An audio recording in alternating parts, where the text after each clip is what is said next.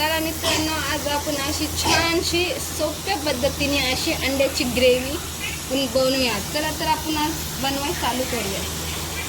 सर्वात आधी आपण अंडे असे बॉईल करून घेऊ. आता आपण याचा मसाला तयार करूया. सर्वात आधी आपण खोबरं घेऊया,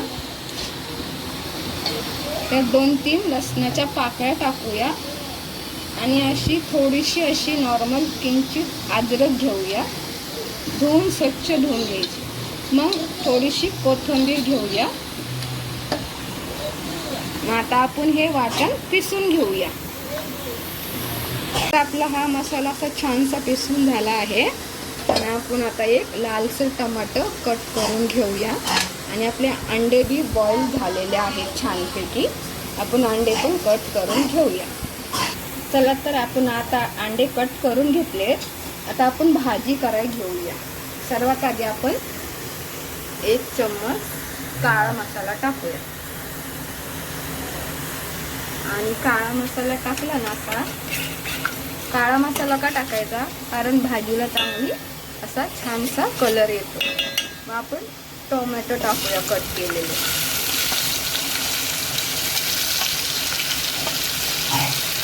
टोमॅटो थोडंसं परतून घेऊया छानपैकी.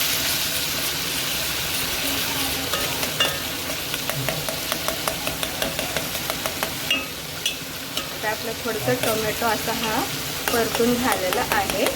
आपण हा असा छानसा असा मसाला केलेला आपण याच्यामध्ये टाकून घेऊया सगळा.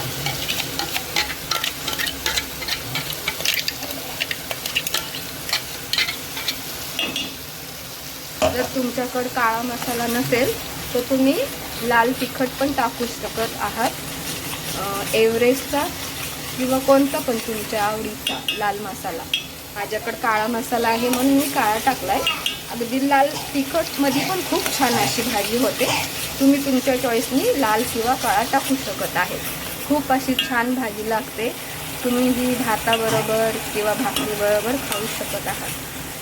आपला मसाला असा छानसा परतत आहे. चला तर आपला हा मसाला असा छानसा परतून झालेला आहे.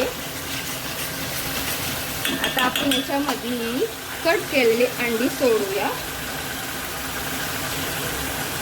मसाला अगदी छान असा कलर व्यवस्थित परतून घ्यावा. असे सगळे अंडे याच्यात टाकून घेऊ आपण.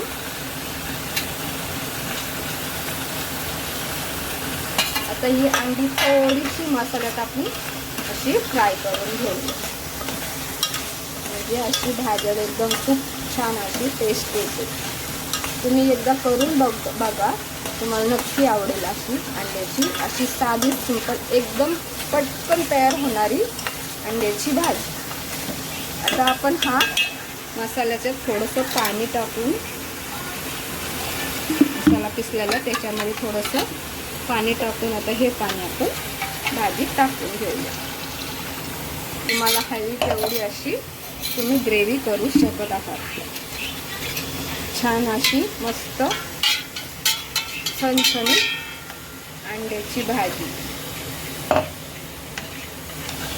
तुम्हाला. चला आपण ह्याच्यात आता चवीनुसार मीठ घालूया आणि थोडीशी आता कोथिंबीर. आपली भाजी तयार झालेली आहे. चला आता आपली भाजी अशी छानशी तयार झाली आहे. तर आपण हिला सर्व करूया. चला तर आपलं जेवण तयार झालंय. असं मस्त किती छानपैकी या जेवण करायला.